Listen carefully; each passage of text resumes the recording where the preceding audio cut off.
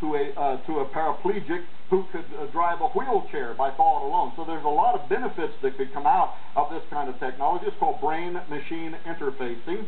But the military has been figuring out how to decipher the syntax, the complex communication rules around the electrical firings within your brain. They follow a consistent pattern that is repeatable, and it has been a daunting task to try to figure out that secret language.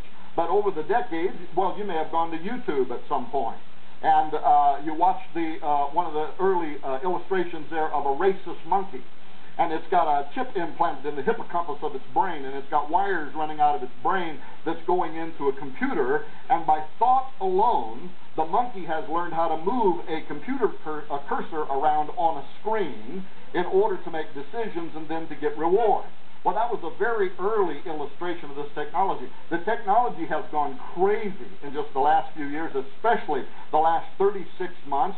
We have had amazing breakthroughs in developing the algorithms that can work with breaking the neural processes of the brain down into digital code, that is strings of ones and zeros, where it can then be broadcast into a receiving station somewhere and reinterpreted to its exact meaning, orders, emotions, whatever that might be.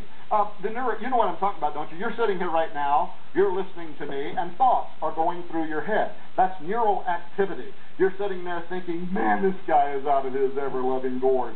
Or you're sitting there thinking, geez, I'd love to go to the bathroom, but if I get up, everybody's going to look at me. Or whatever it is you're thinking, that's the neural pulses of the brain. Well, now, by the way, in just the last 36 months, we have developed extracranial neural readers.